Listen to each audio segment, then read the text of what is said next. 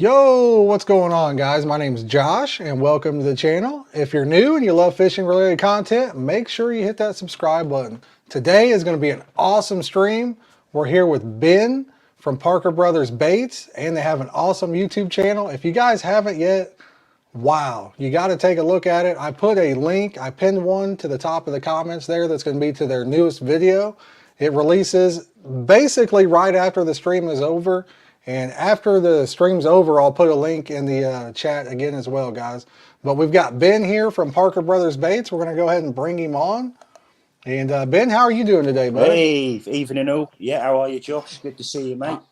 I'm doing great. Is it dark over there already or no? It is pitch black out here in the UK at the moment. Man. It is absolutely Baltic out there, very cold, and it is pitch black at the moment. It starts getting dark here about 4 o'clock at the moment. So yeah, we've definitely lost light going into them colder months. I'm telling you, I hate it. What about you? I'm ready to fish. So. Oh, amen to that. I mean, to be honest with you, everything's frozen over here, Josh, at the moment. It's absolutely everything is absolutely iced up to the brim and you can't fish nowhere, but there is some lovely weather coming in over the duration the next sort of 24 48 hours, and hopefully it thaws it all out and I can get back out and catch some fish.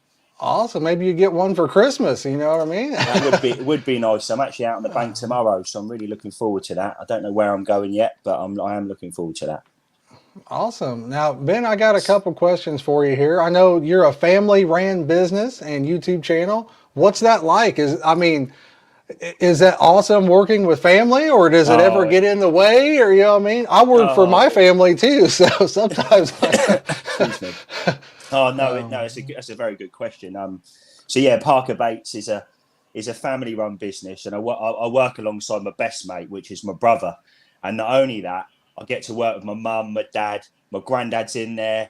My nan even writes on our bags. So we've got Parker Baits bags where the boilies go in. You've got my nan writing on them. I'm not going to lie, my handwriting's not very good. My brother's is. So between my brother, my nan, my mum, my dad, we all get involved. Proper family run. Very passionate about what we do as well. You can probably even tell by my voice now. I get excited talking about it because I really do love what I do. And I worked in a very different industry before. And to now do what I love, the passion, making bait and obviously fishing. And and answer your question, it's a great place to be, working with your family. And like you said, it's not everybody's cup of tea, but it definitely is mine. Yeah, no, that's awesome. Like I said, I love to see it. And I think it's so awesome when people succeed in what they love to do. You know what I mean? When you love something and you get to succeed in that field, I think that's just awesome. Yeah, so. I agree. I think if you're passionate about what you do and you love what you do, I think that sort of everything comes off the back of that. It flows nicely. I think that's a big one for us. Me and my brother were very passionate about what we do, and it sort of brings that excitement level up when you're in the factory and just working. A lot of people don't like work, but like yourself, I do. I love getting out and I love doing bits and bobs in the factory for sure.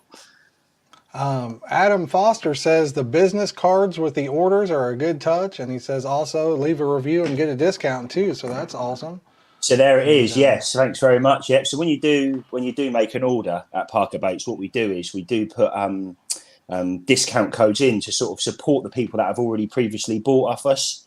Anything we can provide as a business to help people in regards to saving money in their back pockets, we do. We offer bundle deals. We do so many different things on our website. But yeah, it's all for saving money. That's awesome. Yeah. I love it. Now, here's the other big question that's family related. I see your brothers in the chat with the Parker Brothers YouTube channel. Yeah. Ben and Tom, right? Ben and Tom. So I'm Ben. Tom, my brother's Tom. So I'm the older one, and my brother's slightly younger than me. So yeah. But here's my question between you guys now. Mm-hmm. Who's the better fisherman? Oh, see, that's a sore subject, that is. Although I get out on the bank a lot more than my brother, to be brutally honest with you, because obviously he does a lot behind the scenes at Parker Baits. Therefore, I'm very fortunate that Tom can do that, and that allows me to then put more time on the bank. But in answer to your question, we actually went on holiday to Tenerife, and that is a video on our channel. We actually bought a £15 rod, and we went out fishing, and my brother absolutely annihilated me. I'm not going to lie, I hold my hands up to it. He caught many fish. He had a couple of fish. It was a good laugh. Awesome. So yeah, at the Yeah. moment he is beating me, old Tommy. At the moment, I can't lie. That's awesome. I fish with my son pretty much exclusively, and it's always fun to have that rivalry, between, siblings or, I mean, like I said, we're always trying to beat each other, me and my son. So that's the awesome thing. Yeah, I totally agree. Robin wants to know who in the family thought of creating your business. So, being from a young age, it was myself. It's feeded from myself. I mean, I've always fished at a young age. I've been in the I've fished for over 20 years, and it was one of them things that I was sick to death of going out and buying bait. This doesn't matter what the businesses are, but going out spending a lot of money on bait and not really getting a very good product. So it was Yeah. time for us now to go right. We need to think of something here. And I was making bait. I've been making bait for years and years and years. I used to upset my mother and be cooking squid and octopus at 10 years old Oh man. Yeah. and stinking out of the house. What are you doing? What are you doing? You're making that lemon bait again. But yeah, so in answer to your question, yeah, it was probably myself, but obviously without my brother, without the family, there would not be a Parker Baits. That's the bottom line. So Yeah. yeah, we've been established now just over a year, a year and 4 months to be precise. It was a massive, massive risk. Myself and Tom had very good jobs before, and we took the dive. We bought the machine. We got a machine handmade in the Netherlands, which is actually we're a UK base. We then import that over, and then we slowly built out of the garage. We started in his little garage, and then we evolved into where we are now, Parker Baits HQ. So yeah, Awesome. bit of a long-winded answer, but hopefully that answers the Yeah. question. No, that like I said, that's awesome. That's a great answer. So let's see here. If you had to choose one bait, what would your favorite bait be? If in regards to boilies, I'll answer that. So in regards to boilies, if someone said to me now you can only fish one bait for the rest of your life, Ben, I'd probably take the OG fish. The reason for that is it's a very good nutritional bait. Not only that, you can use it all year round because the oil levels in it. So therefore, I can use it in the winter months and the summer months. You can do that with You can also do that with other baits. But I've had. We call them rhinocer pigs on our channel. So if you ever hear me say nocer, we call them rhinocer pigs. And someone catches a big fish, I've had a few rhinocer pigs this year on OG fish. Awesome. So, Yeah. so yeah, that's our little gimmick tape. But yeah. Yeah, So that's OG awesome. fish all the way. I know you were talking about making like the squid baits and stuff like that. So over here, I kind of sell some different carp flavorings that you add to your baits, and we have Sure. one called monster crab, which I'm sure you're probably Love that. familiar Yeah, with. yeah. And that's just the smell of that. So I can be in my basement, just pop the lid on it, and my wife can smell it upstairs. So I know the feeling. Josh, what are you doing down there? You open crab again? So yeah, I totally understand the feeling on that. Yeah, so Monster those are crab. very strong baits. It's monster crab is a devastating bait in its own right. I mean, to be honest with you, our flat spot product follows the flavors. Well, it is. It's monster crab. That is Yeah. it's a very powerful, potent product. It's been around for decades, and I'm sure will be around for years to come. Monster crab, and I'm very fond of monster crab, by the way. Yeah, it's a great attractant, for carp. And I know a lot of people over here think that maybe catfish would like it would, cause you to catch a lot of catfish. But I've kind of had the opposite effect. I seem to catch Really more carp on it. Yeah, because interesting. catfish over here like everything. I mean, we got channel catfish, and a lot of the time we catch 50-50, or sometimes we even get more catfish on the carp baits than we do carp. How interesting. Um, Do you use now, do you like sweet baits, or you are very you like your fish whack in your face smells? So do you like sort of say Scopex or stuff like that? well, I'll say for me personally, so if I'm after, you know, like, let me think how to put this, right? So if I'm going to a brand new place and I want to give it my best go, I'll Yeah, use something like a crab flavoring. sure. I feel like I feel like I've caught more fish, like, maybe got an extra fish or two out of that flavor versus on the sweet baits, I think they work great. And I actually prefer to use them because your hands don't smell and stuff Yeah, after you do it.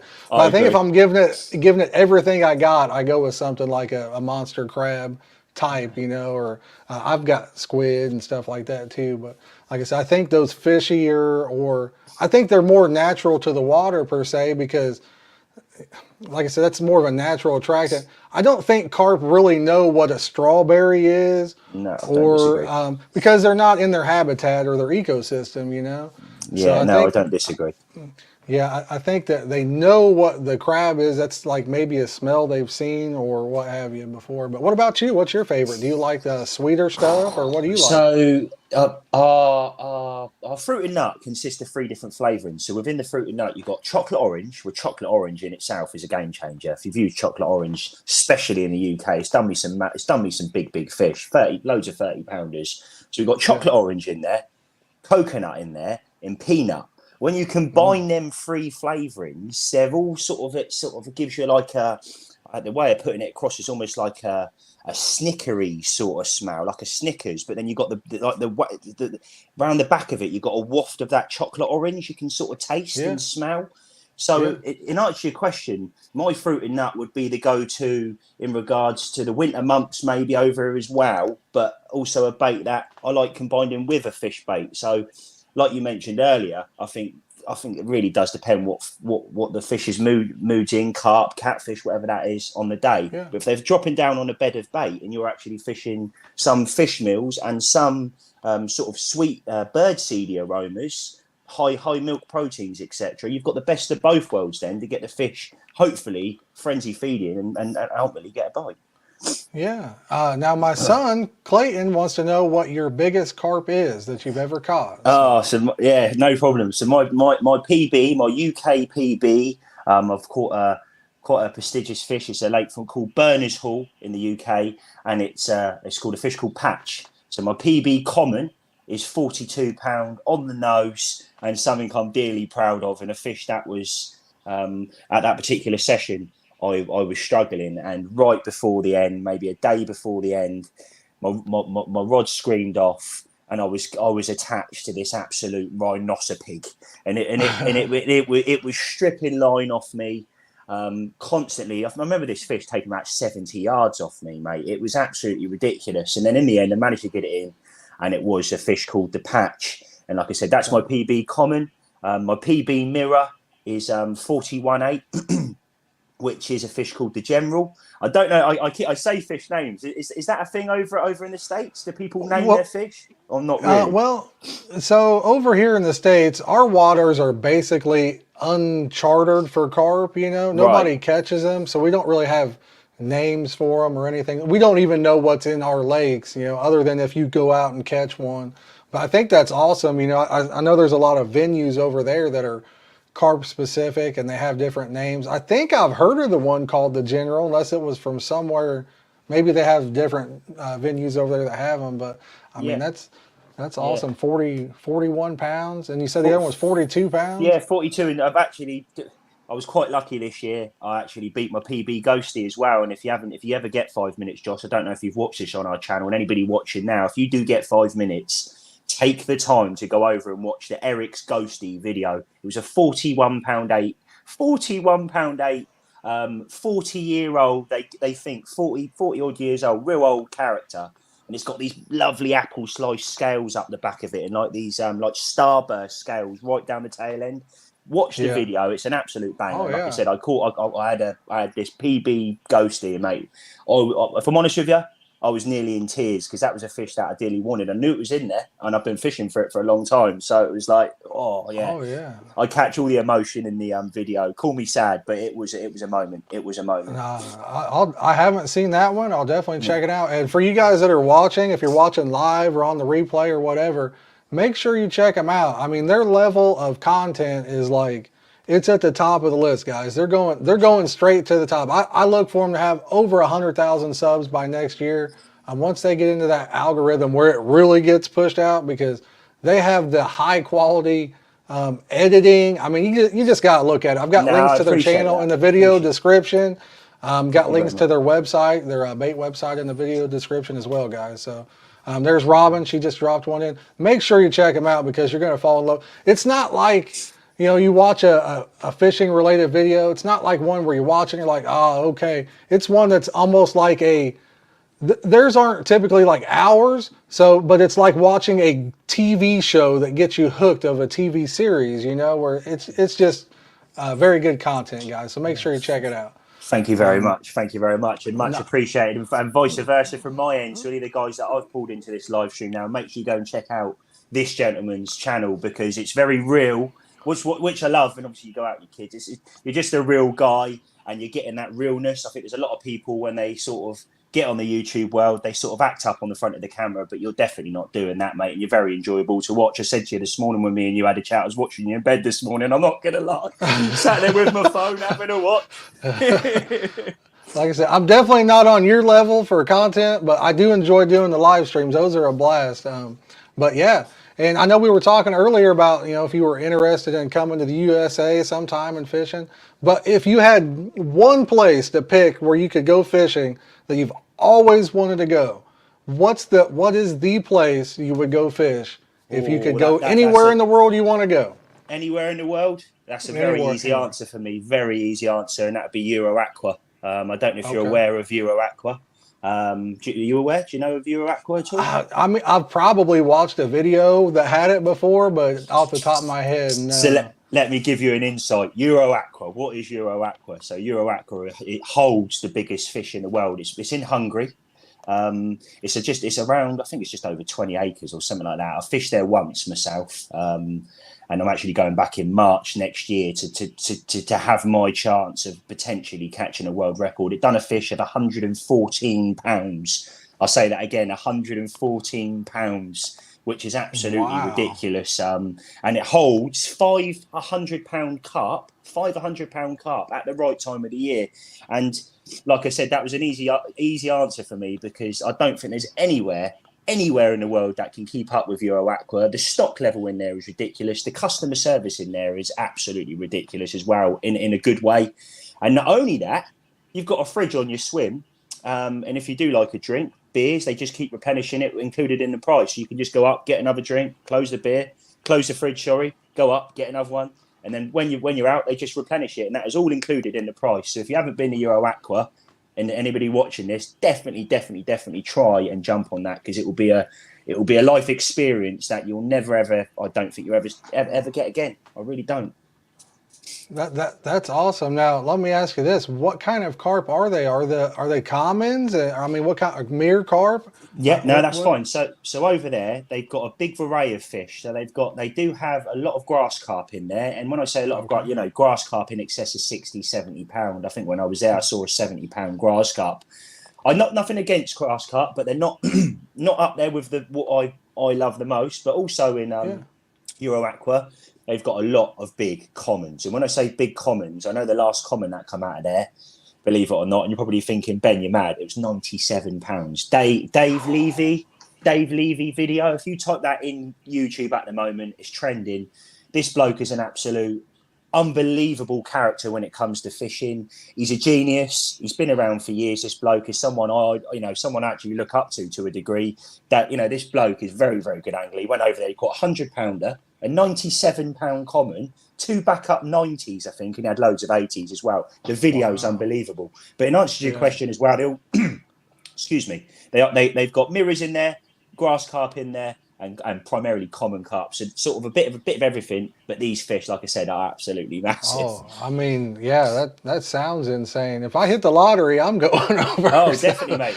Hit the lottery, we'll go together. There you go. Hey, I'll fly you over. Well, yeah, for sure. We'll all go. Definitely. Yeah, I'll hold you to that. Hey, I mean, it's guaranteed. I just got to hit it first. But so let me think. Oh, when you were talking about grass carp, there, it sounds like me and you might be on the same page with grass carp. So for me, we've got some grass carp over here in the States. They get 60, 70 pounds or whatever. I mean, I'm sure there's bigger ones than that. I don't particularly like to catch grass carp unless they're like at least 30 pounds. Because they smell so bad. They've got that slime. The slime, and when you hold them, it gets everywhere, and it takes 2 showers to get the smell off, you I know. agree. So I yeah. agree. Yeah. So I'm not a huge fan, and they don't really fight unless you miss them with the net. If you miss them on the first go, then they take off like a torpedo. But Oh, they mate. kind of just come in up to that point. You know what I mean? I don't know if you've had any issues with your nets as well. I've had 100. You know, fishing, as you know, isn't cheap. Equipment isn't cheap, and the amount of nets that I've went through when I've been over, I fished like Parco Dow Brenta for say scenario's sake. We went over. That's another video on the channel as well, and I'm not plugging. That's a great video. It Oh really no, is. plug away all Um, you want. Yeah. it's we had these grass carp over there. We were catching 50-pound grass carp and just letting them go because we were getting. I shouldn't say it, but we were kind of getting sick of it because it was just getting ridiculous. But Yeah. they was just smashing the nets to oblivions and like snapping the ends on them, if you like, and it was just a nightmare. So Yeah. yeah, that's another reason why I'm not a massive fan of grass carp. Yeah, yeah, I'm the same way. Catalytic Converta wanted to know about Lake Bled. Have you ever fished that or? Now, that is funny. It's very funny you say that. Lake Bled is on the agenda and will be coming to the Okay. channel very soon. I've got some exciting news coming forward with that. I can't say too much on it, but Lake Okay. Bled, very, very briefly, my ambitions are, and I've okayed this with my other half, my ambitions are for 3 months to go away. And I don't have children at the moment. I've just, Okay. so what I'm trying to say is before I do that and take that, massive step in life, I'd like to go away fishing for 3 months, and Lake Bled is right up the top of that list. I would like to do sort of a week there, maybe 2 weeks there, and then go to Euro Aqua and sort of travel around. But I'm already saying too much, and like I said, this will be coming to our channel. But yeah, Yeah, that's Lake awesome. Bled is well up there. And imagine the drone footage you could get at Lake Bled with that church and Yeah. yeah, it gets me Lilac with excited. the $10 super sticker. Thank you, Lilac. I appreciate that. Here's another question, right? So, Gigantica. Have you ever fished at Gigantica? I've heard of that one. You know, I play it on a video game. I fished there on a video game. So, So Gigantica, not a lake I have fished, but it's funny enough. I've just okay. put a deposit down and I'm fishing it in 2024 with a good friend of Okay. mine, Caravan Carper. I don't know whether he's in this stream now, but if you haven't, again, another YouTube channel that you must definitely go over and watch. Again, this guy does a thing called a Tackle Tuesday and stuff. But yeah, Awesome. Backyard Carp becoming a new member. Thank you, Backyard Carp. I appreciate it, buddy. Lilac, thank you for that 10 pounds. I appreciate that. Let's see here. Let me think of what kind of questions I got for you. I know we had kind of talked about the USA carp fishing, and you know, so over here, like when I'm carp fishing, it's very rarely that I run into somebody else that's fishing for carp. I don't know if you know much about in the States, but a lot of people consider them a trash fish over here, which is no, I so very sad. I mean, it's crazy. I mean, where can you find a fish? Like in the States, I know you haven't been here, so most lakes, I mean, almost every lake in the U.S. has carp in it. I mean, the right. average size is probably, even at a lake that has small carp, it's probably 5 pounds for the average size where there's Wow, a lot of smaller carp. wow. And to me, it's just amazing that people would consider them a trash fish when they're so unbelievably fun to catch. I mean, the Hmm. fight on them, and they're beautiful. I think the colors on carp I are just agree. amazing. I And agree. no two are the same. Like you were talking about ghost carp, I've caught some of those. Mirror carp, kois, you know, sometimes you get like a breed where you got a ghosty koi, or you know what I mean? Oh, mate. It's so amazing to catch these kind of fish. Where over there, I know I believe in the UK that's the number one sport fish there is, right? A carp or Carp, yeah. So actually, it's just dropped down from the second most participated sport in the UK is now fishing. okay. It's second, but yeah, carp is the puller, I think, over here. But also, there's a very massive attraction to match angling over here as well. A lot of people are very passionate about their match angling in the UK as well, and there's a massive market for that, I must say. But going back to what you just said there, though, John, that baffles me when you said you've walked up to a lake and you were the only one there. Now, that's the complete opposite end of the spectrum to us over in the UK, because anybody will agree with me now who's watching from the UK. It Yeah. is it's a rat race, if I'm honest with you. If you're turning up to a day ticket, which is a turn-up basis over in this country, it is just crazy. Yeah. You got people next to you 5, 10 rod lengths up the bank, you got someone else. 10 rod lengths up the bank from that, you got another person. So I'm not knocking the sport at all, but that's the only little bit that's sort of quite frustrating, because when I do go overseas and I fish rivers and I fish the Hebrew, when you say about being there on your own, I don't think it gets much better than that, mate. Does it really? Yeah. No, I mean, like I want the sport to catch on, but at the same time, I want more fish for me. So, No, I get that. yeah. Totally get that. Rich says, Ben, is orchid on the agenda? Orchid, I think that's what it's Orchard. called. Let's have a look on there. I'm watching this live chat above me. Yeah, orchid or orchard, orchid. That there is a lake that I do want to get to. Funnily enough, I've got a few plans. It is in the diary. If it is the same lake we're talking about, I think they call that the Home of 30s. Tell me if I'm wrong. If you're in the chat now watching, mate. But I mean, yeah. Yeah, he's actually written that. Sorry, the Home of 30s. Yeah, so there you go. We are talking about the same place. But yeah, no, that's definitely on the cards. I haven't fished it. I believe that's very close to Linear Fisheries. Now, Josh, over here, there's a complex called Linear Fisheries. I don't know if you've heard of that at all. I've probably seen, like I said, I watch a lot of videos from the UK and all around the world. You was talking about the Ebrew or what? That's Spain, right? Spain, yeah. Yeah, I'd love to fish that too. Oh, yeah, that's awesome. you need to. That's unbelievable over there. The Hebrew has definitely got a place in my heart. And again, another video that I've done on the channel. Me and my granddad went there, and I think it's two grumpy old men. So me and one of my best mates, Matt Wallace, we went over to the Hebrew, and we hired this stretch of the river, and it was in English money, I think it was like 700 quid. Now 700 quid, don't get me wrong, that's a lot of money, but when you divide that between four of you, they'll sort of drop the price. And the two granddads went over. So me and my best mate, two granddads, and we had the time of our life, mate. We were flicking the rods out within 2 minutes. You were catching a fish, and it was all catfish. We had catfished just under £100, I think, and we were fishing in the morning for a couple of hours, and in the evening for a couple of hours, and we had 99 fish in a week. So if you ever get a chance, do it. Very good for family as well. Like somewhere like that, you go with a family with your kids. You could, there was a pool there and stuff, or even send you the details, mate. It's definitely worth looking at.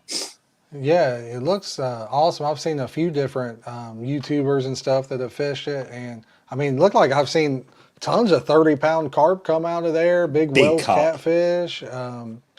I mean, it looked like really the cost of goods in Spain over there wasn't that much compared to, like the U.S. and stuff too. So for food and things like that. You're right. It is averagely priced over in Spain. It's definitely cheaper than England, to say the least. Spain, but yeah, definitely. And another thing that I didn't mention with this, if anybody's watching that and who's thinking about going over to fish the River Hebrew, I didn't drive over there. Now, I flew my gear over, and I'd done a special delivery because I wanted my rods over there. So what we'd done is we contacted the airport, and we got these when you buy a rod offline and it comes in them big tubes. So we put our rods in these tubes to protect them, and put our reels in our suitcases. And I even brought over 10 kilo of bait with me.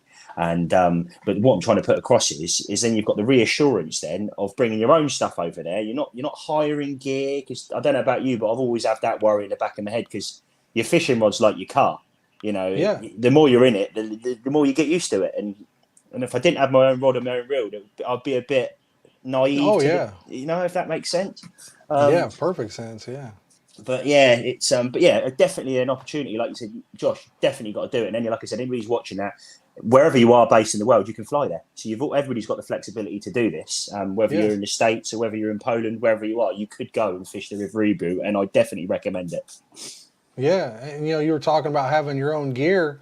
So we just got back from a trip to Texas. I live in Indiana, right? And it was a 14-hour drive. Oh, we could have flew, but I'm like, man, I got to have because we went on a guided trip for Buffalo, which is kind of like a carp, but so we went on a guided trip with another YouTuber named Kayak Catfish, but we wanted our gear, you know what I mean?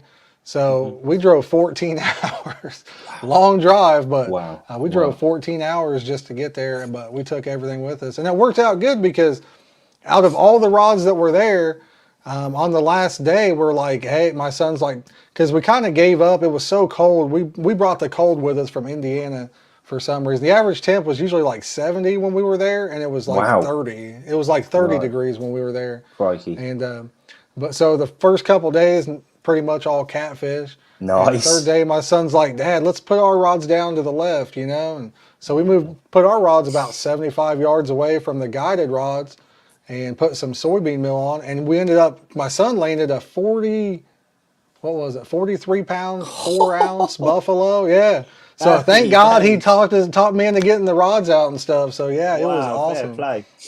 Fair Yeah, it play. was awesome. So I think the you're a more man from rods, the my own better. heart So, there, Josh, bringing your gear over. Definitely. Sorry to yeah. overspeak over you there, mate. Yeah, no, I was No, definitely you're good. definitely a man from my own heart there. I would do it. If I was you, I'd be doing exactly the same, mate. I would have done exactly the same, 100%. Yeah, and like on a guided trip too, it's like I feel weird letting somebody else do the stuff. I want to use my own stuff and throw Yeah. my own rods out there. But No, I so totally agree. there are no buffalo over there, right? I mean, No, that nobody isn't. even. Yeah. No, I think I think I don't quote me on this, but I think it's something to do with the temperature over yours. I don't think they could deal with our climate as much as they can over there. Don't quote me on that, but I've not honestly, off the top of my head, I'm trying to think now. 99% sure I've never seen anything like that of these buffalo carp in the UK. Again, Yeah. get at us in the comments, guys, because that someone might blow my mind here now and tell me that no, you can go here. So if anybody's in the UK and you can catch these, that'd be a great video. Yeah, yeah. I don't think I've heard of anybody catching buffalo, or I think they could probably survive because I know, Yeah, even in Indiana we have them, and I think, we were talking about the temperatures over there. Like I said, we've even had, sometime in the winter where we get -30 Fahrenheit, which is really cold. I used that to is own a cold. yeah, I used to paint cars and do hydrographics, where I put like custom graphics on vehicles and I would paint them and stuff.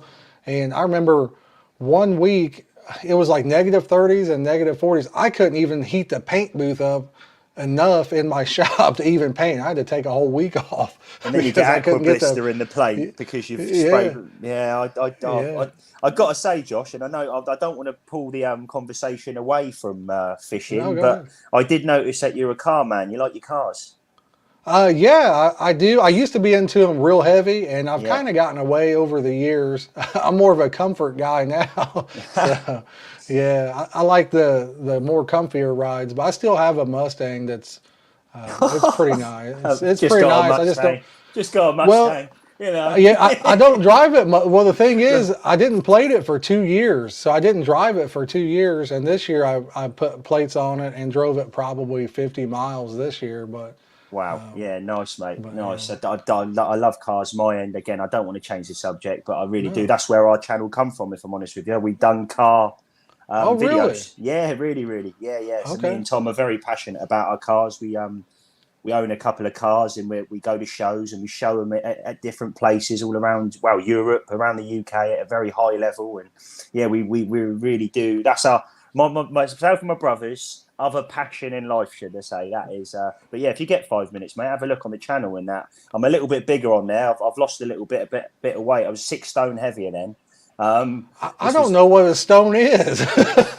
Well, six. I don't know how many pounds there is in a stone. Is it yeah, I don't 14, either. something like that? 14 pound in a stone, Somebody maybe. drop us a comment and let us know how big 6 stone is in pounds. I honestly don't know. I've recently lost, so from this time last year till now, I lost 80 pounds. I actually did it in about 3 months. Wow, Yeah. wow, fair So play. I lost 80 pounds myself. I know it's hard to do. You got to It really put really your is. mind to it. So It really is, especially when fishing's our sport, and there's not unless you're spinner fishing or doing laps of the lake. It's not a very proactive sport, is it? Especially when you carp fishing. I'll be honest. One of the reasons carp fishing is my favorite things to do is you can kick back, relax. Me and my son will take like we call it cornhole. It's where you throw a bean bag kind of on a Right, board, and so love we'll do that. Yeah, that yeah. or play frisbee or something like that when we're fishing. So yeah, it's not very. You don't walk a lot, really. I mean, it's a lot of laying back and just having a good time. Which is why I love it. Brilliant, So brilliant. go ahead, go ahead. So no, I was gonna ask just. I think it's quite interesting, obviously, for the viewers as well. I'm interested. I would like to know what your answer is. How do you approach lakes when you're fishing over there? Are you a guy that just goes up, that peg looks nice, you jump in it? Or is there watercraft involved with this? And also, are you a heavy baiter? Now, I know what I am, but again, it'd be very interesting to see what your answer is to that. Okay, well, and like I said, I get a lot of people from the UK that join in, and even other countries, Italy, Croatia. I mean, we get like, people from kind of all over during the live streams in the summer Yeah. and spring and fall, and they always ask me, how much bait did you put out there? And for me, I don't have time to pre-bait, because I'll drive an hour, 2 hours to go fish and do a live stream or what have you. I have no time to pre-bait in advance. And when I get there, I literally throw my bait out there and I do zero pre-baiting. None. Okay. Interesting. And Interesting. like we don't really have pegs, I mean, like everything's pretty much government owned around, that we fish. So we just roll up. You got to have a fishing license. In each state that you fish, you have to have a fishing license. That's interesting. That's interesting. And each state, so like I fish Ohio, I think it's $50 for a year over there. Indiana, I live there. I've got like 6 different state fishing licenses right now. Interesting. Similar over here price. Similar what you just said around that, give or take £40 I think it is, £30 depending on your Do you age. have to get one for every area that you fish, or? So over here you can pay for 2 rods, and you've got like coursing carp, and then you've got like river angling. So for different species of fish, if you like, you need to get different ones. But then you can also do like 2 rods and 3 rods. So they charge you 2 for that, and then there's a price, and then 3 rods, so on. That's how it sort of works over in the UK. Gotcha. Yeah. And then, as far as the fishing for me, like I said, now if I'm planning a trip to like, let's say Del Hollow for a week, or if I'm going somewhere for a week, then yes, I try to get out as much bait as I can. You want to get fish coming to your area. When you say that, Josh, how much bait? How much is a lot? I don't weigh. How much is a lot bait? I don't weigh any amounts, but I go by like 5-gallon buckets, I guess you would say. Okay. Interesting. So I mean, we just so if you wanted to use field corn, where you boil it and get it ready for the carp, 5-gallon bucket here, at a time. Then if still nothing, or you get a lot of action, then it dies off. Maybe another 5-gallon bucket the next day. Just try to keep them in. You can put like different things in, not just corn, but you got like different kinds of bird seeds. I mean, there's just so many different things that we could talk about that go in there. Pellets, like sweet feed. Sweet feed's really good. Cow cubes, different things. What's cow cubes? I don't know what that is. Did you explain what that is? So that's not something we use over in the UK. I've never heard of that before. The other ones, cattle cubes are pretty good size around. I don't know if you build like they might be that big around or what have you. Okay. And you can get some of them pretty long or whatever, but it's just kind of a hard food source. It's like a big pellet is what it's like. I mean, like a really big pellet. Some people have been known to even drill holes in them and use them as a bait. But over time, once it's in the water, it breaks down and turns into just a pile, So yeah, and then catalytic converter says like chicken feed. It's kind of like that. Before we get far, I know my son wanted me to ask you. I saw his comment in the chat a minute ago. He wanted to know if you'd ever caught a fantail. A fantail? No, I haven't. No, I haven't caught a fantail, to be brutally honest with you. Gotcha. No, I haven't. All right, yeah. Are there a lot of fantails over there, or no? I mean, I know they're really rare over here, so. Not really. If name that comes up, to be honest, when you say fantail, I'm a little bit miffed because I'm a bit naive when you sort of say that word. Okay, so it's like a carp, and the tail is like you've seen a goldfish that has like a fan tail. It's not. Yeah. So like an ornamental sort of. Kind of, yeah, exactly, yeah. Yes, there is. I haven't personally caught any, but there is a couple of gems. And again, it's funny enough, they're named fish. I can't think of the names off the top of my head, but there's some nice. There's an orange one that I know of in a little intimate small lake around with me, and it's got really floppy tail, like you said, a fantail. Yes, massive. Yes. Droopy, and when it's in the water, you can almost like they like it's almost like flops about. It's a hard way to describe it, but exactly. You got it right on the head there. Yeah, exactly. So you've got When one of they them. swim away too, like I've only caught a couple of them, and when they Right. swim away, you see that tail. It's Beautiful. really cool in the water. Yeah, I You love know? stuff like that. I love stuff like that. Yeah. I really, really do. Yeah, yeah. Carping guy says a butterfly koi, but I've caught common carp that way too. So, but yeah, a Butterfly lot of koi, koi. yes. Yeah. Yeah, a lot of those have it. My son caught just a fantail goldfish itself like that this year, and then I caught a fantail common.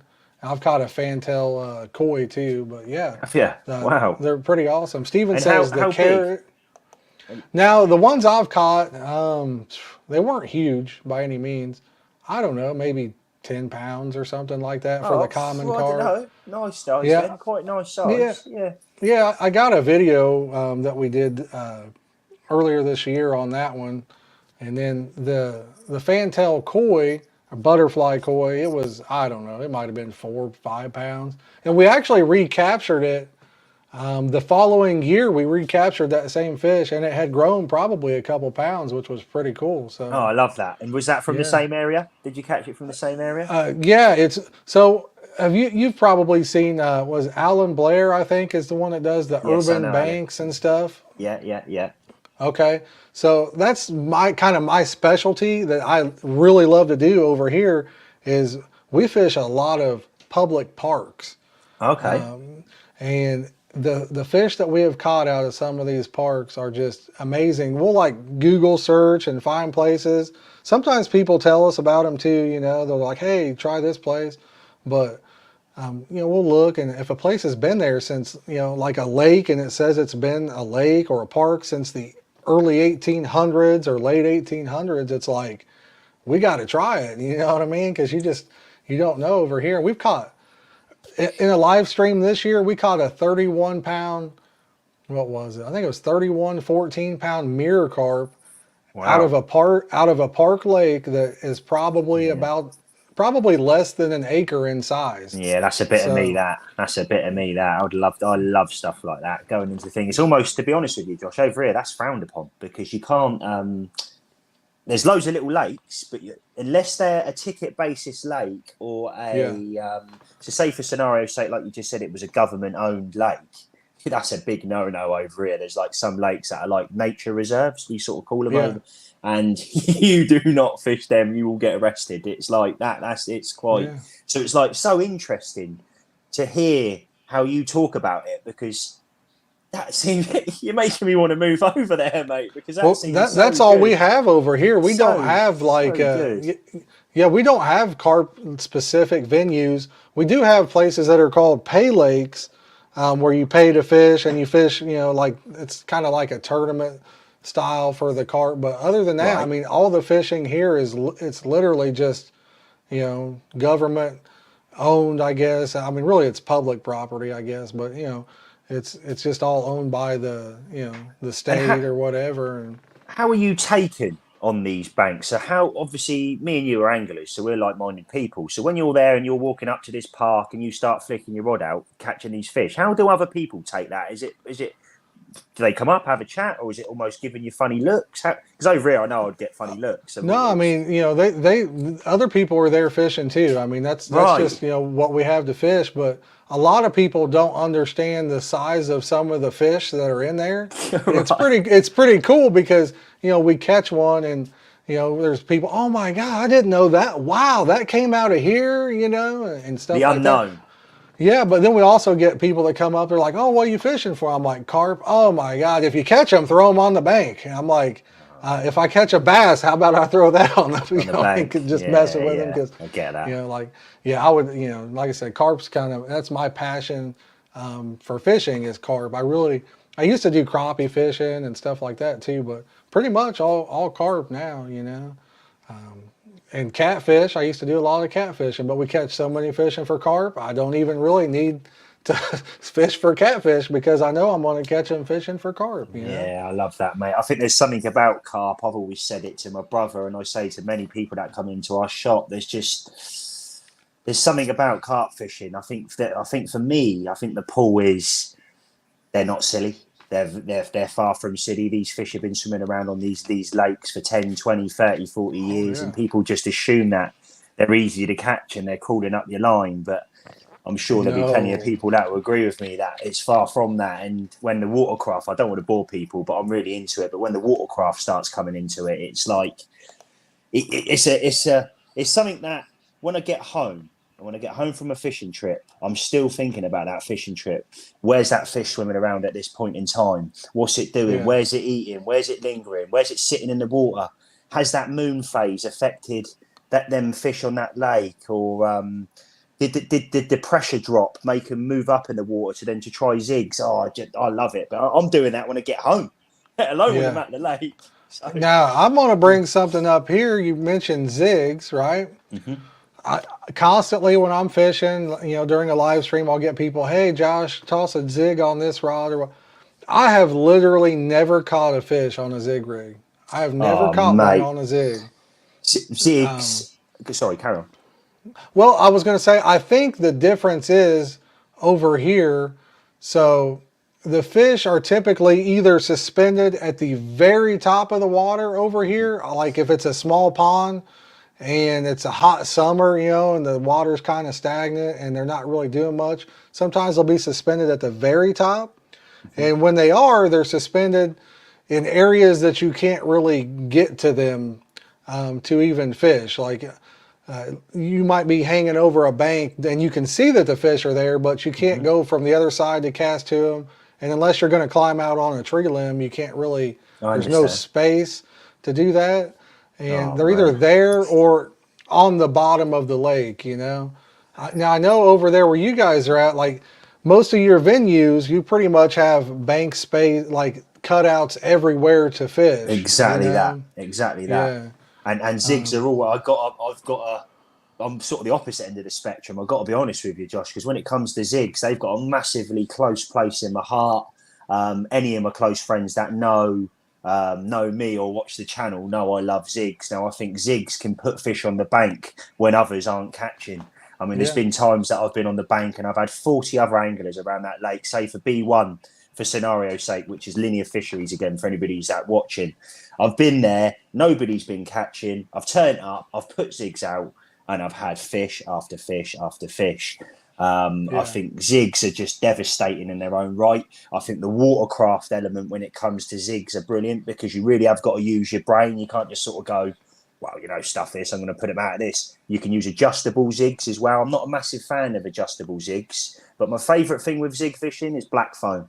If you've never caught a carp on a zig, try black foam. Get some black foam, mate. I've had fish over £30. I've never had a 40 on a zig. I can't sit here and lie, but I've had numerous £30 on zigs, they most of the time it's on black foam. Something about black foam, a little bit of black foam with probably 6-7 maggots on the top. And Yeah. what I normally do is with them, I don't floss them on. I use thread and needle because the thread and needle, obviously the diameter doesn't pop the maggot as much and keeps the maggot alive on top of that zig. And you've almost got Yeah. I like the way my brother describes it, almost like is it Medusa? Like on top of Yeah. Yeah. like a Yeah. Medusa on top of your zig, if you like. And it's Yeah. devastating. It really is. I think if a big fish is coming up, they see that mid water, as you well know, they're not like us. You can just touch it with your hand. They've got the appeal of to suck that in and just eject it. By that point, it's too late. Game over. That's it. You're Yeah. in. So yeah, I Yeah. don't mean to waffle, but zigs, I do love zigs. I really do. Oh no! I mean, I Yeah. think that I mean, a lot of people use them, so I know that they are I know it would be a great rig, especially in the right situation. You know what I Mm. mean? I know that. In fact, I think that in certain situations, it might be the only way that you could even land a carp. Because if they're suspended in the middle column there, I mean, on top's not going to help you, and on bottom's going to do nothing for you because they're suspended in that middle water column. Now, Yeah. when you talk about watercraft, are you talking like maybe a bait boat that has like the GPS and the No. so? Well, No, sorry, that's all right. Yeah. So watercraft. What do I mean by that? So yeah, watercraft over here, obviously, like I mentioned, I'm really into my fishing, and obviously there's a lot of anglers in the UK. So when you're turning up to a lake, to make yourself different, to stand out from the bunch, if you like, I think there's a massive element of watercraft. So when I say watercraft, I mean watching the water, adapting Oh, your okay. eyes, seeing if you can see swirls. Oh, you gotcha. Yeah. Is the wind going down that end of the lake? Is it going to push what's the pressure doing? I mean, it's hard for me to explain, but if I was at a lake, I could almost talk you through what I'm looking for. And I think Yeah. these little, and people go, oh yeah, but the big one come out of there. Yeah, but the big one's not always going to be in that swim. The Yeah. fish move. So I think if you can be proactive, get round the lake, look for any signs, whether that be a small vortex that you've seen from 70 yards away, that might be the difference between you catching 20 fish that session and blanking. So Yeah. yeah, in answer to your question, watercraft is maybe we do another one of these and we could do a watercraft talk through watercraft on a Yeah. live stream, because I think there's so much that No, people yeah. maybe take for granted with it and don't use it and put it to practice, and Yeah. that in itself can put some big fish on the bank. Personally, No, yeah, okay. Yeah, I totally understand now. When you said watercraft, it kind of made me think of like a bait boat that has, oh a okay, fish finder and stuff like that. yeah, But no, I totally get it. I mean, there's a lot of things I look for. I like to see bubbling bubble, out there yeah, too. yeah, If I see a lot of bubbles, I either know A, it's carp, or B, it's turtles. So yeah, if you okay, see a lot of bubbles, they're feeding. So. totally Looks like agree. Chris says he watches for suds too, so he's probably talking about bubbles as well. But Bubbles are a massive factor, mate. I totally agree. oh yeah, yeah. If you see a lot of them, they could be feeding on something out there, or it's turtles. It's one or the other anyway. You guys have a lot of turtles over No, there that see, it's drive you funny. nuts. It makes me laugh when you say that, because when you say turtles, you might get the odd snapper turtle that someone's given up as a pet and it's been thrown in a lake. You might get that, Yeah. but turtles, no, you don't. There's not turtles in our country. Oh Not man. Woo. proactively in lakes. No, no. Oh man, I'm telling you, when there's turtles, there's some of these places that we fish are just full of turtles. Really? And yeah, and it's hard to land a fish sometimes because when they get on your bait, they won't leave it alone, and they're very hard to catch. So, and even if you catch one, like I don't hurt them or anything, I just put them back. But so Right. they'll go Okay. right back out there and just And then steal your bait per se. what breed are they? Is that snapper turtle?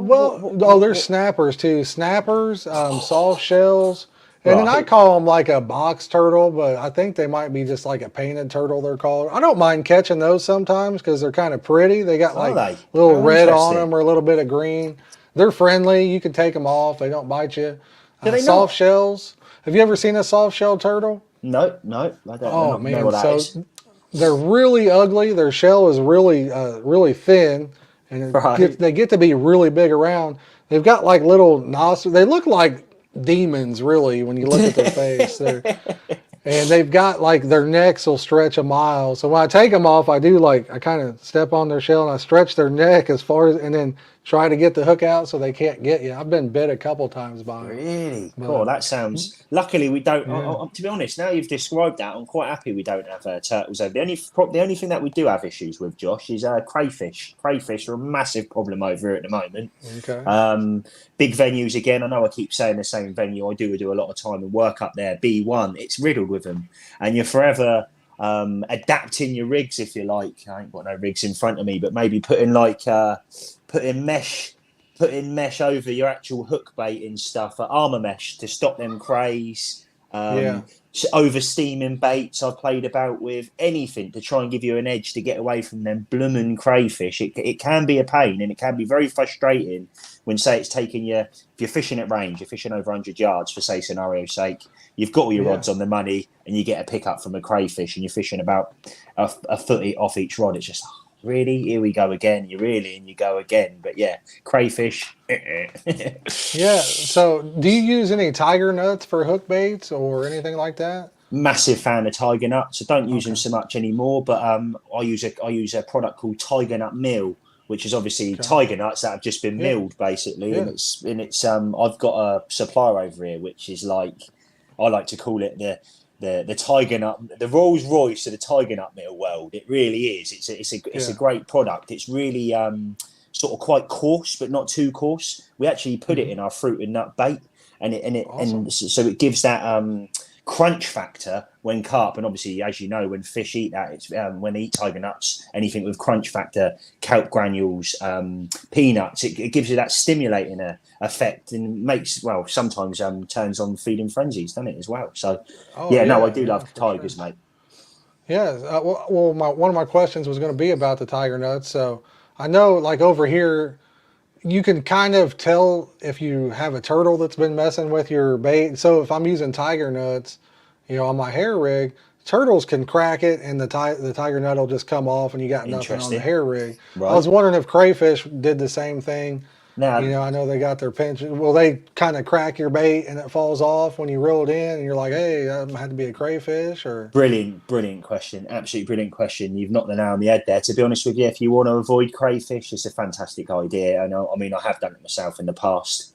But what a lot of people will do is to deter crayfish is do exactly what you just said. They bring in the Okay. nuts, they bring in the tigers, they bring in the peanuts. They do eat them. I've seen them eat them. You'll probably get people on this live say I disagree. I've never seen that. I've actually seen crayfish um, chew a tiger and reject a tiger right in front of my feet.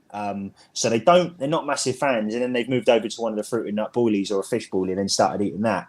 So in answer Yeah. to your question, yeah, no, that well, like you said, it's brilliant. When if you want to avoid crayfish, and that's what we do over here, get them nuts out and use them to your advantage. Yeah.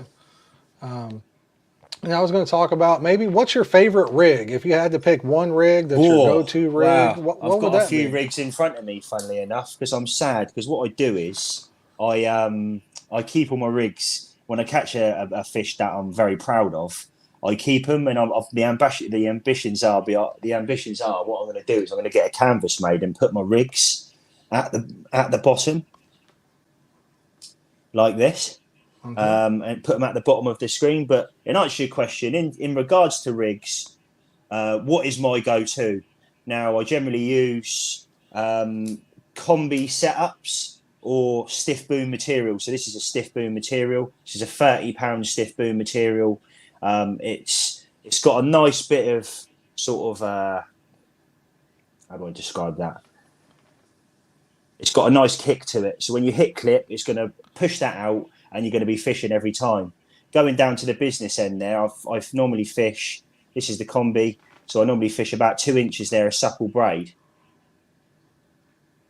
to give you that effect. And also, Yeah. if you don't hit clip 100%, it sort of sits down and goes to the bottom. I don't know if you can see that on there, but I actually run a little bit of shrink tube as well.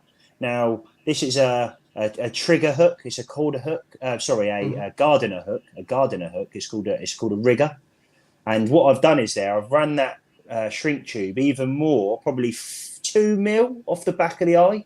And what that does is make it even aggressive than it already is. And I'm not going to show you, but it will pull in your hand. And that Yeah. really is a devastating rig. This rig here is the same rig, is the actual rig I caught Eric's ghosty on. This fish. This rig, sorry. Nice. Yeah. So, like, I can see the shrink tubing on there. Do you prefer like over a standard kind of hair rig style? Do you like a blowback kind of rig better, or? I try and keep things with a micro swivel on, so I've got plenty of movement around the hook. Yeah. But Okay. if I can, I normally use straight up hairs. Again, Okay. different scenarios. Whether you're fishing on gravel, whether you're fishing in silt, I would obviously adapt to meet my needs. A combi, though, in answer to your question, sort of adapts to all the needs, and with the hair as it is on there, it's not a blowback, it's not nothing, but it just works. It's a great rig. So yeah, Okay. And then Adam says, Ben, Tom, do you prefer homemade or shop bought rigs? I think I can answer this one. I think you're doing them. I think you're making your own rigs, but oh um, yeah. Adam, great question, and Josh is right. Yes, I do make my own rigs alongside my brother. Yeah, it's a no brainer for me. I always say, ask yourself this: you go into a shop, you buy a pre-made rig, you lose the fish of a lifetime right in front of you. You're going to be turning around, you're really going, would that have happened if I made it myself? yeah, And the answer is, it probably wouldn't have happened. So I always try and make them myself. If I do lose a fish, it's my own fault. I like that. Lilac, thank you for the 10 pounds. I appreciate that. She says, "Gotta go, Josh and family. Take care. Great Take live care. stage." Thanks for tuning Yes, tuning yes. in. Thank you, Lilac, and I hope you have a good rest of your day, Lilac. Now I know a lot of people that are kind of new to carp fishing. I think yeah, buy the rigs.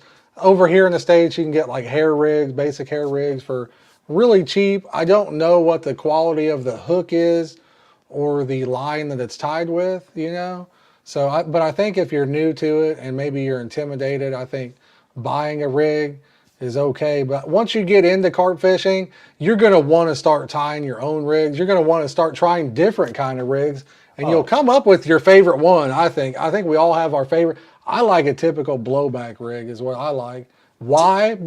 I've just been lucky on it. You know what I mean? So that's my no, I favorite totally one agree, because I've Josh. been lucky. So Blowbacks are great. Blowbacks are great, and just running off what Josh just said there, guys. I mean, yeah, don't take me the wrong way for a second, because I think if you are and you are new to carp angling, um, it's hard as it is to catch a fish. So if that means going into a shop and buying a pre-made rig, that's something that I would definitely suggest doing. 100% saves you time on the bank as well. More chance you having your rods in the water, and also more chance you catching that fish that you're after.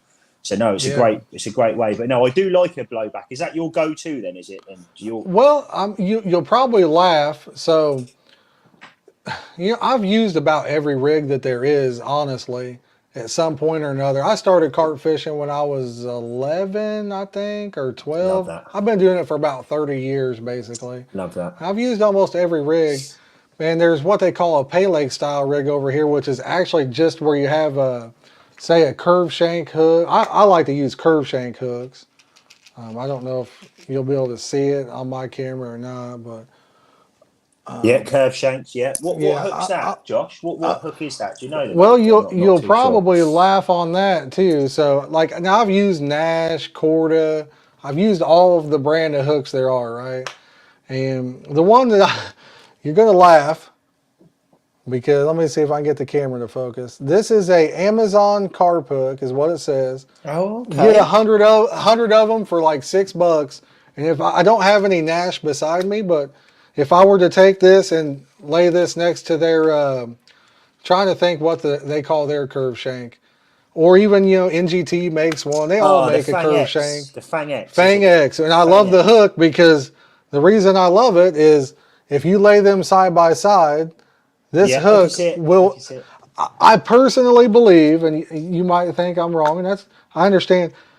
I personally believe that most hooks are made in China and rebranded. They just source them from Oh, China and they put totally them in agree. a different package and they say, hey, this is our hook, whether it be X brand or this brand. And I believe I've found the actual maker for basically every good curve shank. These are Teflon coated. Just they look identical. I mean, they actually look. You can lay them on top of each other. I think they're the same hook. I don't so, Well, you I might know. have to take you up on that, mate, because fishing, as you know, is financially crippling to a degree. I always like to make the Yeah. joke over here, and hooks are one of them. And hooks over here are that's about £7 a packet for 5 10 hooks Yeah. per pack. Yep. Yeah. Yeah. So that's yeah. What's that? Well over $10, I would imagine. But yeah, that's crazy. I definitely get the. I'm going to take you up on that, mate. I'll get the link off you. Yeah, well, I think you'd love them. I mean, I've tested the sharpness; they feel the same right out of the pack. I don't know.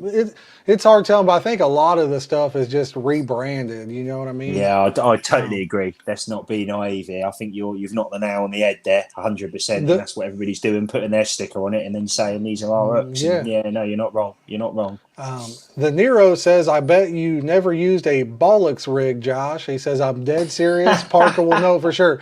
You got me on that one because I have never heard of that one, so I so don't know what that one is. So so one of the boys over here, you may have seen him on YouTube, Mozza. Lee Mozza, he's one that loves a bollock rig. They have been around for a long, long time actually, and something I've played about with in the past. But it's kind of in the name. I won't say what it looks like, but yeah, two of them. Two of yeah, them. You've got your rig in the middle. You can run it off, so you could have like almost like a micro wing swivel off the back, and you've got two balls with a little bit okay. in the middle. hence the Kind, name, and that's I basically a got you. bollock rig. Yeah, I got you. So it's kind of like a snowman, but yeah, I This got you way. on the side there. Yeah, I got you. But okay, and then let's see here. We got Chris Vanderford says double hook Pele rig. Josh, I don't like to use double hooks, Chris. I don't think they're more effective than a single hook, because if you do use a double hook, best case scenario, it doesn't get tied into the net when you catch a fish. But almost 99% of the time, if you use a double hook rig, it's either going to get the fish somewhere in the side and cause damage, or it's going to get you in the hand when you're unhooking the other hook, or get caught in the net and get wrapped up, and it just causes a whole bunch of problems for me. I don't think a double hook rig is more effective anyway. But the pay leg rig I was talking about, typically we would put like just a plastic bead over the top of that hook, and the Yeah. plastic bead is your hook bait, and the carp will suck it up. Now, this year, a lot of people wanted to see me use the different rigs and different baits. So this year, we started using more boilies, more tiger nuts, particles, things like that, which my favorite type of, I guess, the typical carp rig, my favorite one is definitely a blowback rig for me. Now, I know a lot of people love Ronnie rigs. You've got your Hmm. favorite rig. Hmm. I think really it comes down to maybe we've just had the most success on a certain rig, and it's like it always hits us. Let's start with that Oh. one because it, you know what I mean? I'm a sucker for that. I think if you had your biggest fish and if you've caught your biggest fish on it, you almost go, Right. you've got that at the back of your head. Well, you did Yeah, catch the big one on that, Ben or Josh or whatever it is. Yeah, I agree. exactly. Yeah. I agree. Or maybe you just seem to have a better hookup ratio. I don't know, but there's something about it that makes you kind of just start with that and use it more than the other ones, I think, you know? Yeah, and I'm massively So, into my rigs as well, and I mean to the degree where I like to. I really don't like my friends taking the hook out for me because I want to try and see where the hook hold yeah, is, so then I can I then sort of understand. Yeah. gauge in my head and build up this background, if you like, over months. And like I said, when I know the last 17 fish I've hooked has always been left side, far back or whatever, and I've Really? got a little Okay. book. I've got a little book. I write it all in and stuff. Again, I know it's a bit sad, but it's the only way I can refine what I'm doing, if you like, by doing these small little percentages, but in the long run, hopefully, will make all the difference. And I can play about my end tackle that last 2 inches until I know it's 150%. Whether that be shaving down the putting a putty on in a certain way, or maybe sharpening the hook in a certain. So, like I said, I'm sure we could talk for hours about it, but it's Yeah, down yeah. to personal preference, I think, to a degree. Yeah. Chris Goen says, what number is the Amazon hook? Chris, I've got a link in the video description to the hooks that I use most of the time. And these are those hooks. So these are a size 6, but I use 6s, 4s, 2s. You know, other hooks I like to use, like I do use the Nash Fang X, and then they have the Twister, I think it's called. That's it. And The I twister hook is Yeah, is and a I Nash have hook. the same brand makes one that looks identical to the Twister as well. So, Really? yeah. But like I said, I know, you know, and maybe they're not made in the same place. I don't know that for sure, but they look eerily similar. Most curve shank hooks to me, I've tried a lot of different brands. I always like to try hooks for what, you know, just to get them out and see which one feels sharp or whatever. But to me, most curve shank hooks, I don't know. I think they might all be the same, honestly. So, I don't um, disagree, mate. I really don't um, disagree. And like you said, if anything can save money, if anybody watches my channel, I am the most. If I can save money, I will. So yeah, like I yeah. said, I'm definitely going to have a look at that because fishing Um, is not cheap. no, no. And Adam says, Ben and Tom, I don't know if Tom's still in here or not, but what line do you use? What's your favorite fishing line? My favourite go-to line is Fox Exocet Pro, which is their new line. Why? Why? It has got a bit of stretch in it naturally, but it's not got that much in it. It sits on the spool absolutely lovely, and when you wet that spool and then you reel it on, I fish big pits, and I've not had any issues. I can fish up to 40 wraps with that line with a shock leader, and Yeah. it pings out the eyes absolutely lovely. So, in answer to your question, yeah, Fox Exocet or Fox Exocet Pro, either of the two, they're both game changers. And to be honest with you, I don't think I'd want to use anything else. I've used them for a long time, and I'm sure I'll use them for probably decades to come. Awesome. I see your brother is still in the chat there. Tom, I just made you a moderator, so you can drop a link to that video in the chat. You can drop it a few times, and then right before we leave, make sure you drop it again. I've also got it pinned in the top of the comments too, and then that way people can go check out the new video that's getting ready to drop. Jake, he says, what's the go-to boom material for the Ronnie rig? So if I'm honest with you, being that I don't, when I'm on the bank, I've got to utilise all the time I can. So there's a company in the UK that's called Gemini Tackle. I'm not sponsored by them, to them. I pay like you guys. It's called a fused end. So the only way if I put that across, I may have one on here. So the end is fused. I'll pull one down, see if I can get it down. Now it's not letting me pull it down now, but just inside here, if you go Gemini Tackle and there's a fused end.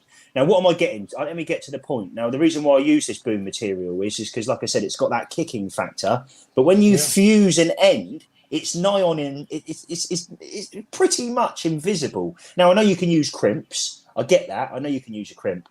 I'm not a massive fan of crimps for that reason. I think if I can make something that looks more natural in the water, which is nigh transparent as well, then I'm going to use that over a crimp. Because sometimes, depending on what crimp material you use, that can have a shine in it as well, which I'm not for. But again, there you go. I've just pulled it off now. You can just about see that fused end.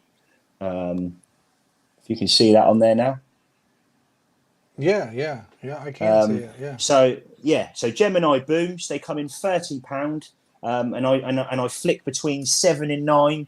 But if I normally use Fox Illusion if I'm making them myself, and also use the Corda one. Off the top of my head, I don't know what it is, and I don't want to say the wrong thing. I know it's one of the Corda boom materials, and I always use a £30. I think with £20 boom material, it's not got that coil factor. So when you're hitting clip, being that it's £30, it flicks straight away. But when you use a £20, I don't think it quite has that effect. So yeah, £30 boom material, Gemini booms, and Fox Illusion if I'm making them straight up there and then. Okay, and then I know we had talked about, I told you that once you get started in a good conversation, it goes by so quickly. I mean, it literally just, it flies by. We're almost to the time for your video to come out in a few minutes. And we talked about, you guys said that you give away maybe a couple beanies or some stickers or something like that. Yes. If you guys are interested in winning, you want to start off with some stickers? Stickers. We'll start off with some stickers. And we say comment in the comments, maybe Parker Baits, and then you can then get in contact with me, and then I'll send these free of charge from me and my family. And we'll also do a beanie. Due to how well this has went, I'm sure we can do one of these again, Josh, because if people are liking this, then we're definitely... Let's do... Let me pull this up real fast. Okay, so I've got us up there. Let me see if I can make that. Cool. This is all new to me, guys. This is posh. Right. You're doing it live. Let's do hashtag stickers in the comment, guys. Drop hashtag stickers in the comments, and somebody will win some stickers, some Parker Brothers stickers. So everybody drop hashtag stickers in the comments. So there's 5 stickers in this pack. We've got the generic box logo.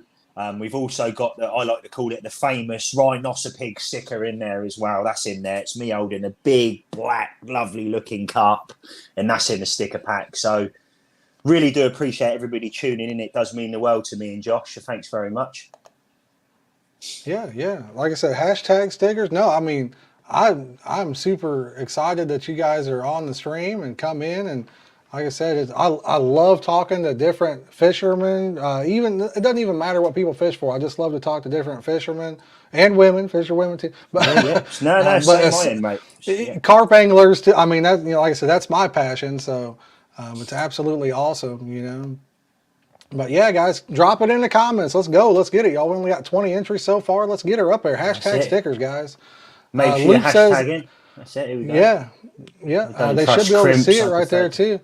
Yeah, that's what I was getting ready to say. Loop says, I don't trust crimps. I prefer a tide rig. I'm kind of the same way myself. I'm not a big crimp person, but I know a lot of people use them. And, I think a lot of people use them and don't have any issues. For me myself, I would probably rather have a Tide rig. So Yeah, no, I agree. I don't disagree. I think they're great in their own right. I've not got nothing against crimps, but for that 100, like I said earlier, for that 110%, when you're sat there behind your rods, when you hook into that fish of a lifetime, you don't want to be sat there worrying, thinking, "Oh, is that going to go, or is this going to go?" You want to be 110%, and yeah, know that you're exactly, confident. It's a big one. exactly. And then 20, 24 entries. Come on, yeah, keep them and going. yeah, Hashtag let's go, stickers, guys. guys. Hashtag Get in stickers, them guys. Let's go. comments. We need Come on. 60. We got 65 watching. We need 65. Let's go, y'all. Let's get it. But so on the crimps, I know, like, to me, I think if you're using a thicker material, I think crimps, I think they get better even with thicker material, as far as the line that you're putting it on and what have you. But like I said, for me, I'm kind of like you. I'm not really a big fan of the crimps. Just me Another personally. no, and the other thing is minimizing things to the absolute to the end. I will even go like what I tend to do is I normally use some people may refer to them as helicopter leads.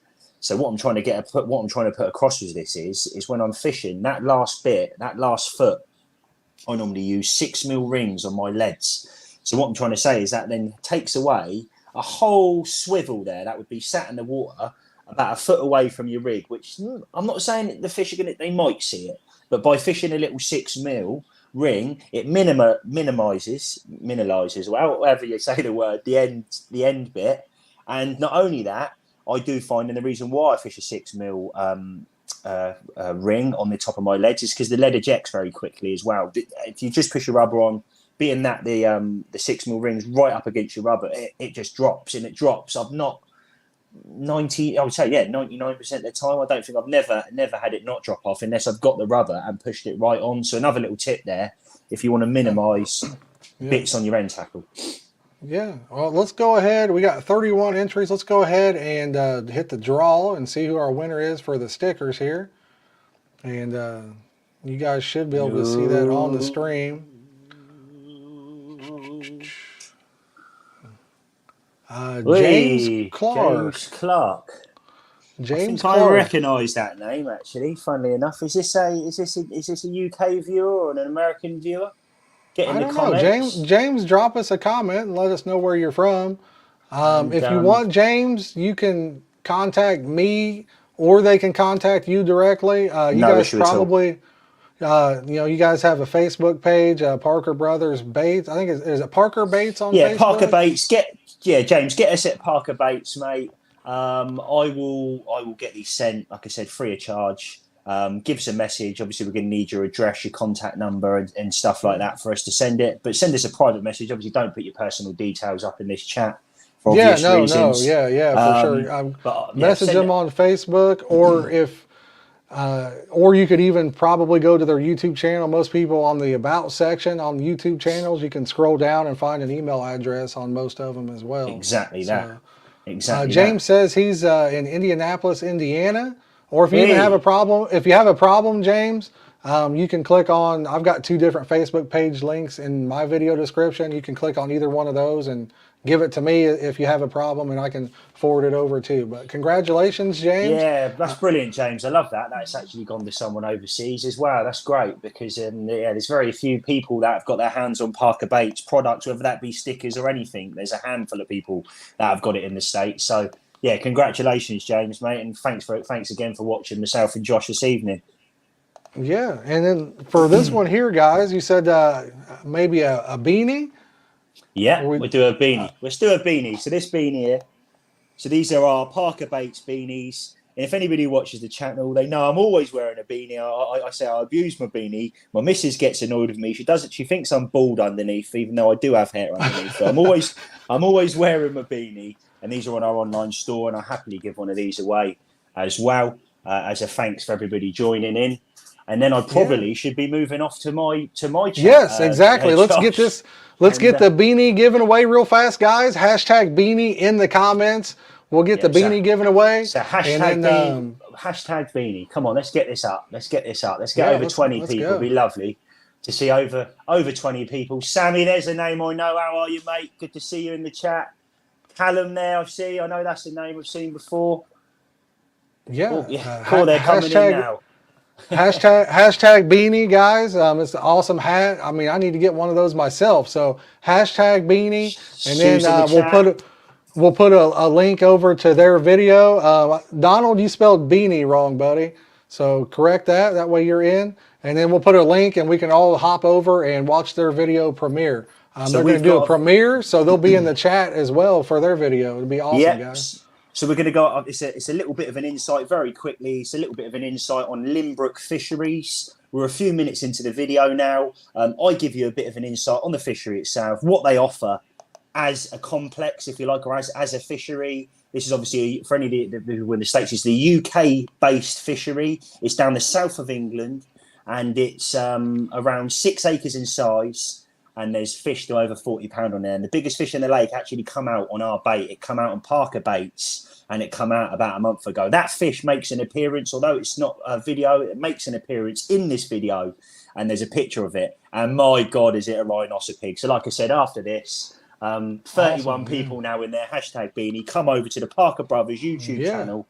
And if you haven't already, guys, please go over, smash that subscribe button. It would mean the world to me and my family, and also help us grow, obviously, our YouTube channel. And you guys won't be disappointed because the content is amazing. So you're going to want to subscribe when you go over there anyway. So and vice versa. Make sure you're doing the same for Josh. Going over to his channel, guys, and doing exactly the same. Smash that subscribe button for him. I would greatly appreciate it, and I know Josh would as well.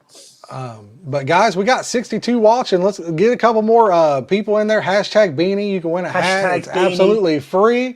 And Ben, before we do that, because we got just a couple minutes left before we end this, favorite bait? You like big baits or small baits? If you're using a boilie, what's your favorite size millimeter that you like to use? I can't. So I can't say a number on that. The reason for that is obviously different times of the year meet different scenarios in regards to my. But probably my go-to, I will answer it. Probably my go-to is an 18 mil bait. It's done me numerous big fish.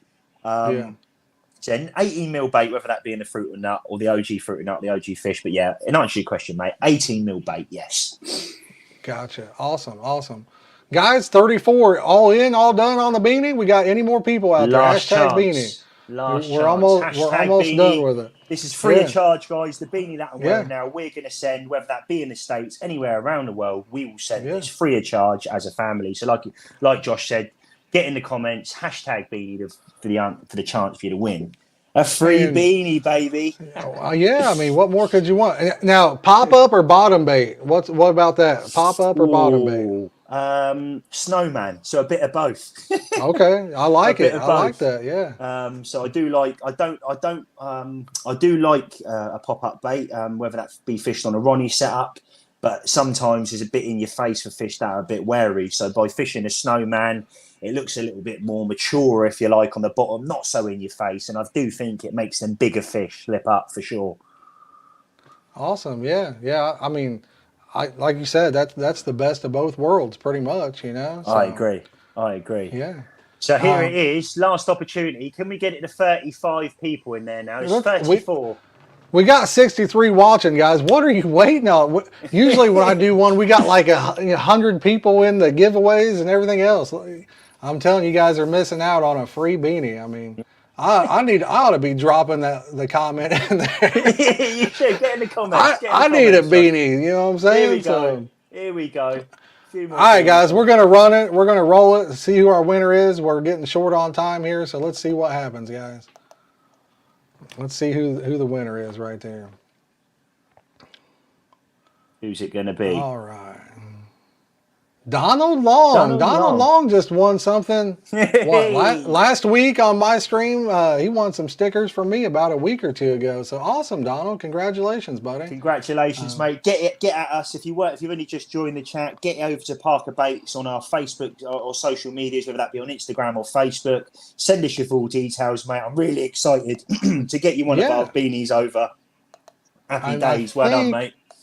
I think I just posted the link. I believe that's the link to your guys' video, the new video. It's also pinned at the top of the comments. It's a pinned comment as well. But like I said, there's only 6 minutes left until that video premieres. So I know you probably need to hop off and get over there and get to that. I do want to say thanks to everybody that's watched. Ben, if you could hold on 1 second, though, we'll get this ended. I want to talk to you for 1 second. No problem. But guys, I want to say thanks to everybody that's watched. I do want to greatly thank Ben from Parker Baits and Parker Brothers as well, and Tom and everybody that was involved. So make sure you click that link. I will post it one more time just to make sure. Click that link. We're all going to be over there in just a few minutes. Everybody's going to be over there. Let's watch that video premiere together. Everybody get active in the chat over there. And I'm sure you're going to be blown away by the content that they put out, guys. It's amazing. It's movie, TV quality stuff. So, but guys, we'll catch you on the next one. And we'll see you over there in the video. Peace out, everybody.